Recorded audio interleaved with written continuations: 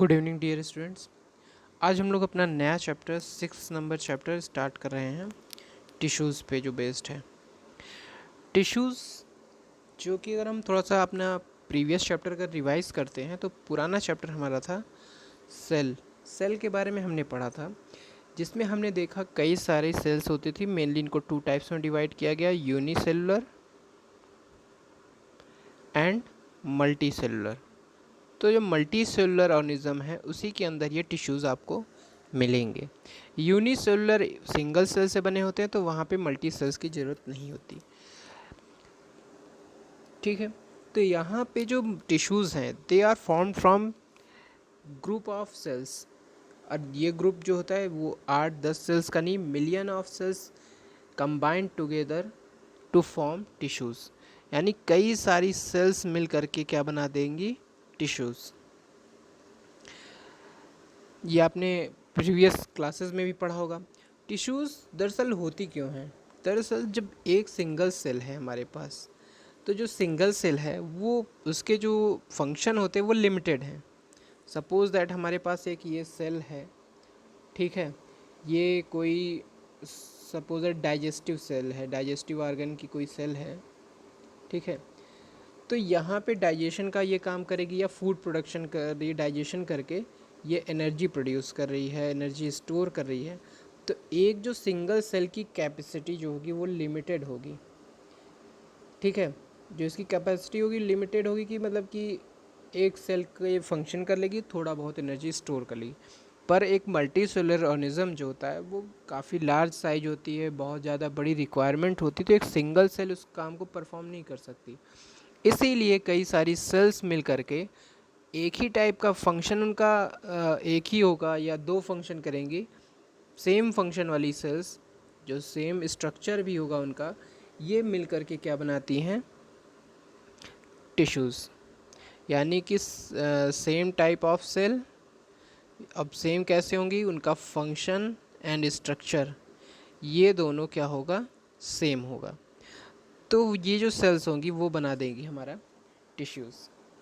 अब जो ये जैसे अब ये टिश्यूज़ को दो टाइप में डिवाइड किया गया है फॉर ईज़ ऑफ स्टडी या कन्वीनियंस, या कह दें कि अगर एक करेक्टरिस्टिक सेम मिले इसलिए।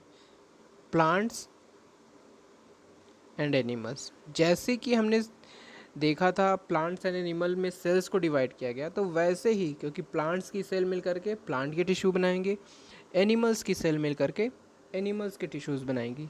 इसीलिए टिश्यूज़ को भी plant tissues and animal tissues में फर्दर डिवाइड किया गया है, ठीक है।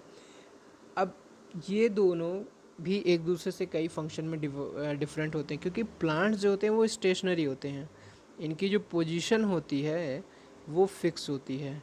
जबकि एनिमल्स जो होते हैं लोकोमोटिव्स होते हैं, एक जगह से दूसरी जगह मूव करते रहते हैं फूड के डिस्कवरी करने के लिए, फूड खोजने के लिए, या शेल्टर के लिए, या अपनी बाकी सारी रिक्वायरमेंट के लिए वो एक जगह से दूसरी जगह घूमते रहेंगे। उनकी पोजीशन जो है वो फिक्स नहीं होती। इसीलिए एनिमल्स जो टिश्यूज़ होती हैं वो डिफरेंट होती हैं प्लांट टिश्यूज़।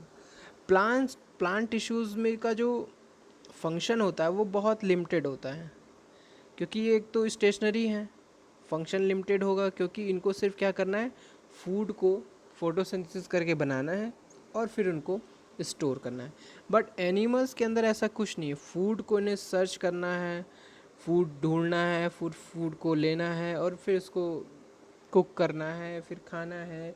जो कुक नहीं कर रहे हैं वो नॉर्मली उसको ईट करेंगे, च्यूई करेंगे और डाइजेस्ट करेंगे, उसके बाद बहुत सारे फंक्शन करेंगे, एनर्जी स्टोर करेंगे, फिर उस एनर्जी को स्टोर करके बाकी सारे वर्क करेंगे। तो एनिमल्स का जो वर्क है वो बहुत ज़्यादा डाइवर्स है इन रिस्पेक्ट टू टिश्यूज़ को अगर ले लें प्लांट टिश्यूज़ से। तो बहुत सारा वर्क होने की वजह से यहाँ पे जो एनिमल्स के अंदर जो टिश्यूज़ होंगे वो ज़्यादा होंगे, वैरायटीज़ उनकी डिफरेंट होगी, और कई सारी ऐसी टिश्यूज़ होंगी जो डिफरेंट डिफरेंट फंक्शन कर सकती हैं। इवन एक टिश्यू भी कई सारे फंक्शन कर सकेगी। तो आइए चलिए हम देखते हैं अब इसके बारे में और कि कैसे प्लांट एंड एनिमल टिश्यूज़ एक दूसरे से डिफरेंट है।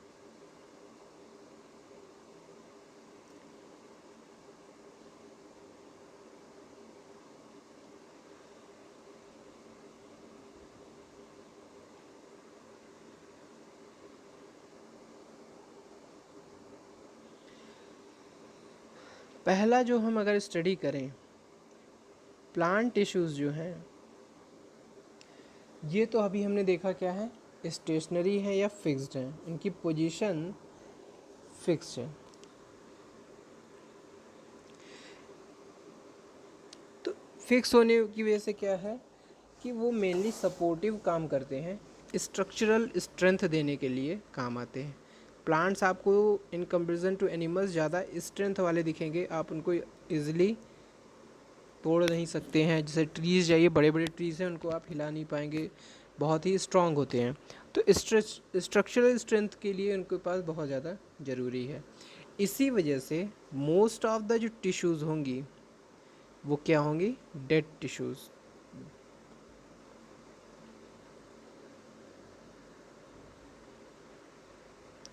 क्योंकि डेड होने के बाद देखिए उनके कई सारे एडवांटेज मिल जाते हैं प्लांट्स को। दरअसल डेड जो टिश्यूज़ होते हैं वो कोई फूड रिक्वायरमेंट उनको नहीं चाहिए, उनको वाटर नहीं चाहिए, उनको कोई न्यूट्रिशन नहीं चाहिए, बट वहाँ पे ज़रूरत इसलिए है उनकी ताकि वो स्ट्रेंथ दे सकें, सपोर्ट दे सकें। अगर आप स्टेम के ऊपर देखिए, प्लांट्स के जो स्टेम्स होते हैं most of the dead tissues से मिल करके बने हैं। इवन जो उनकी कवरिंग होती है, बार्क जो होती है ट्रीज़ की, वो भी डेड टिश्यूज़ से बनी होती है ताकि उसको प्रोटेक्शन दे सके, सिक्योरिटी दे सके, स्ट्रेंथ दे सके, एक जगह वो खड़े रहें।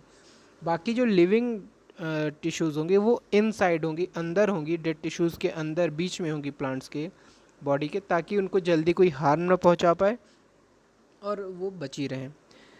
एनिमल टिश्यूज़ के केस में क्या है, ये मूविंग होते हैं, तो ज़्यादातर मोस्ट ऑफ द टिश्यूज़ जो होंगे लिविंग टिश्यूज़ से ये बने होते हैं एनिमल टिश्यूज़। ठीक है।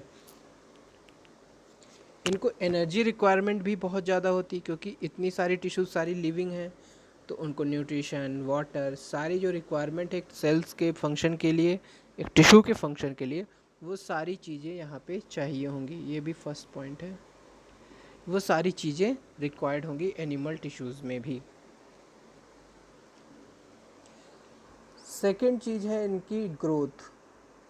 ग्रोथ जो होती है प्लांट टिश्यूज़ की, प्लांट टिश्यूज़ में क्या होता है, ग्रोथ लिमिटेड होती है।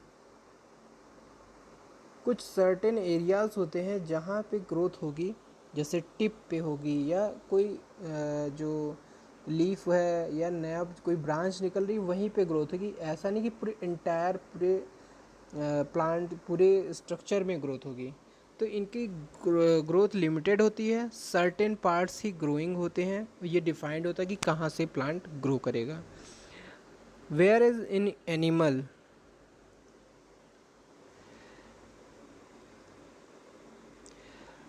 एनिमल्स के केस में, एनिमल्स के केस में ग्रोथ जो होती है यूनिफॉर्म होती है, यानी कि लगभग सभी जो सेल्स होती हैं डिवीज़न के थ्रू अपना जो नंबर है, अपना जो ग्रोथ है उसको बढ़ाती रहती हैं। सेल ग्रोथ इज़ यूनिफॉर्म, यानी कि हर जगह पे ग्रोथ होती रहेगी प्लांट्स से, सॉरी एनिमल्स में।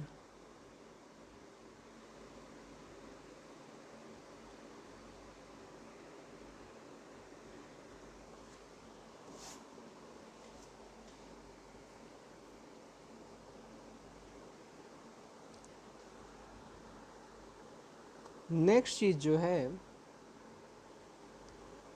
प्लांट्स के अंदर जो ग्रोथ, प्लांट्स के अंदर जो ऑर्गन्स हैं, ठीक है, जिन टिश्यूज से मिलकर के ऑर्गन बने होते हैं, तो जो एनिमल्स होते हैं उनके जो टिश्यूज़ होते हैं मोर स्पेशलाइज्ड होंगे, कॉम्प्लेक्स उनका स्ट्रक्चर होगा।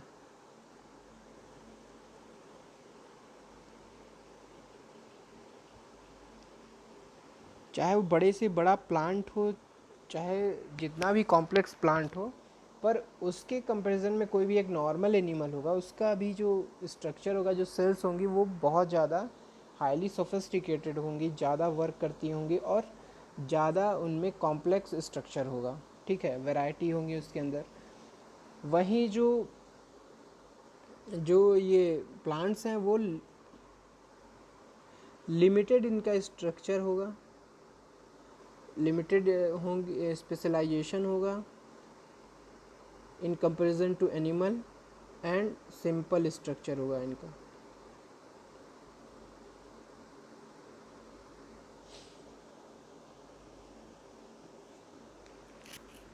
तो इससे पता चलता है कि, और दूसरा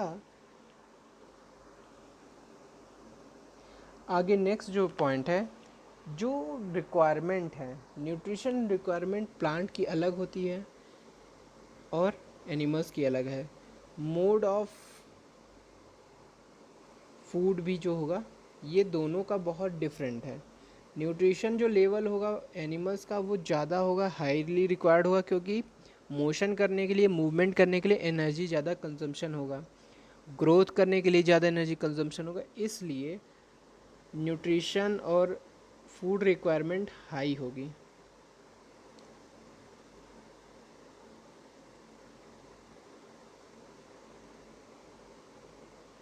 इस तरह से हम देख सकते हैं animal tissues and plant tissues एक दूसरे से कितने ज़्यादा डिफरेंट हैं। इन सारे पॉइंट्स को आप नोट करके अपनी तरफ से भी कुछ पॉइंट्स ऐड करके एक अच्छा सा डिफरेंस बना करके इसे आप लर्न कर डालिएगा। आइए अब हम लोग स्टार्ट करते हैं प्लांट टिश्यूज़ के बारे में। प्लांट टिश्यूज़ जो है मेनली दो टाइप्स में इनको डिवाइड किया गया है।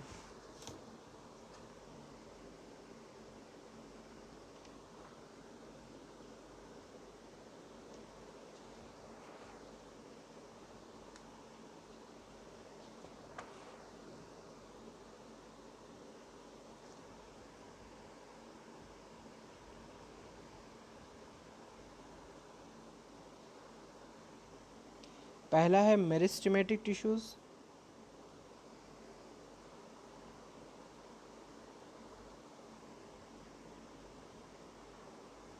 Second is permanent tissues.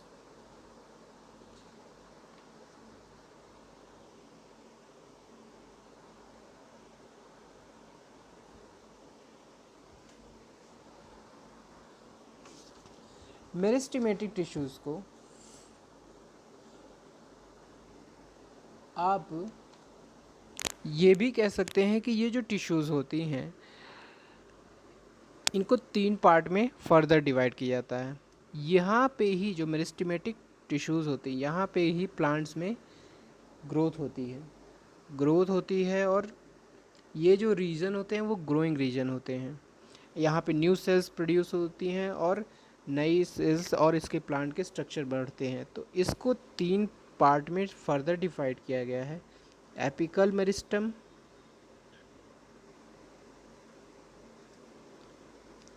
Intercalary meristem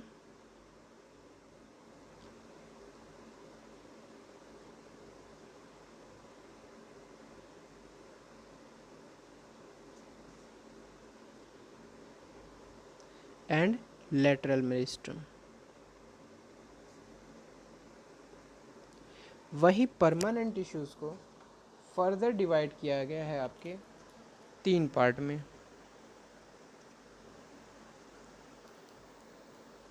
sorry, इनको दो पार्ट में डिवाइड किया गया है, सिंपल परमानेंट टिश्यूज़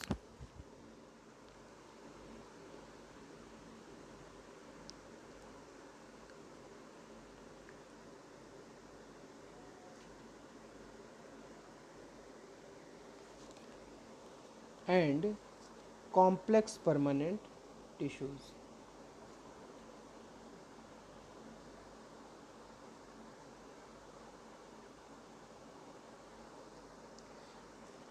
तो ये हो गया हमारे पूरे प्लांट टिश्यूज़ का डिवीज़न। इस तरीके से होता है। प्लांट टिश्यूज़ को डिवाइड किया गया दो पार्ट में, meristematic tissues and permanent tissues.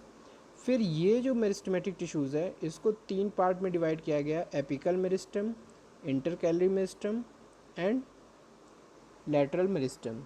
Permanent tissues दो टाइप में डिवाइड किया गया, simple permanent, second complex permanent. नाम से है जो मेरिस्टेमेटिक टिश्यूज़ है, मेरिस्टेमेटिक वर्ड का मतलब होता है ग्रोथ, जिन रीजन्स में ग्रोथ हो रही है उन उन टिश्यूज़ को इस कैटेगरी में रखा गया। परमानेंट टिश्यूज़ ऐसे टिश्यूज़ हैं जो कि प्लांट्स के इनसाइड में प्रेजेंट होते हैं और उनकी जो प्रेजेंस होती है वो हमेशा के लिए परमानेंट होती है, बनी रहती है। प्लांट जब से बर्थ होती है उसके बाद ही ये जो परमानेंट टिश्यूज़ होते हैं, परमानेंट शेप एंड साइज इनका हो जाता है, और वो शेप एंड साइज और ग्रोथ उनकी चेंज नहीं होती है, तो इसीलिए इनको परमानेंट टिश्यूज़ कहा गया है।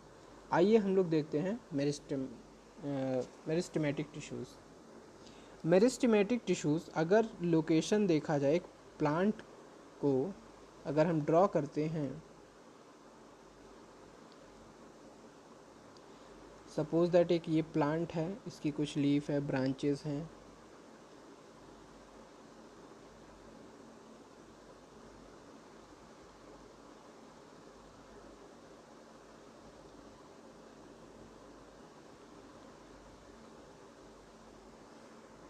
तो ये जो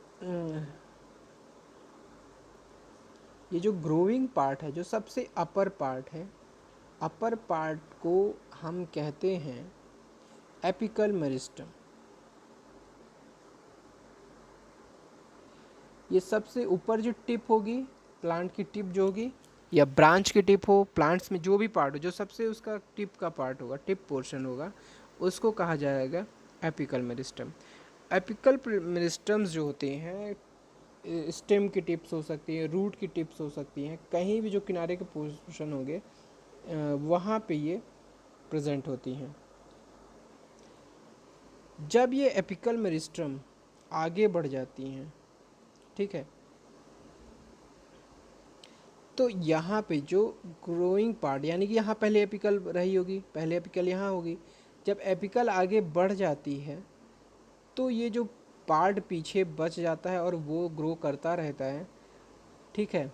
कई सारे रीजन्स हो सकते हैं, मेनली ये जो आपकी नई ब्रांच निकल रही है ना, जो ये बेस है, लीव का बेस है, या इंटर नोड्स होते हैं, ये नोड के पास, सपोज दैट ये नोड है, नोड के पास यहाँ पे बनेगी, ये होगी इंटर कैलरी मेरिस्टम। तो जब एपिकल जो पार्ट है वो ग्रो हो जाता है, तो पीछे बचा हुआ पार्ट ग्रो होता रहता है टिप के नीचे, वो हमारा कहलाता है इंटर कैलरी मेरिस्टम। और वहीं जो साइड वाइज ये जो इसकी ब्रेड्थ बढ़ रही है, लेटरल जो ग्रोथ हो रही है, इसको कहते हैं हम लेटरल मेरिस्टम।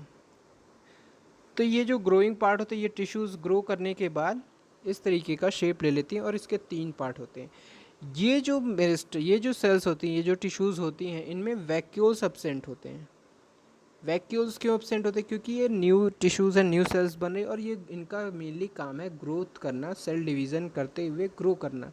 तो ग्रोथ करने में बहुत ज़्यादा एनर्जी यूज़ होती है, वाटर यूज़ होता है, और यहाँ पे क्लोरोफिल आपका प्रेजेंट होता है, और इसकी प्रेजेंस की वजह से क्या होता है, सेलुलोज आपका प्रेजेंट होगा, cellulose wall, thin cellulose wall present होगी,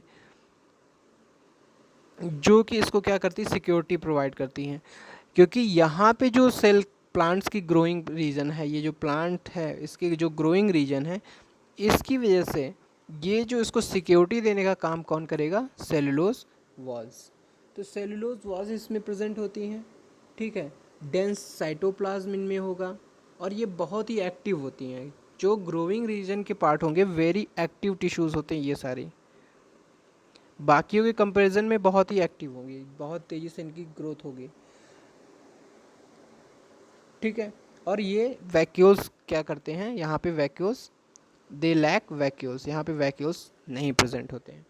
कल की क्लास में हम परमानेंट टिश्यूज़ के बारे में, प्लांट के परमानेंट टिश्यूज़ के बारे में स्टार्ट करेंगे। Thank you.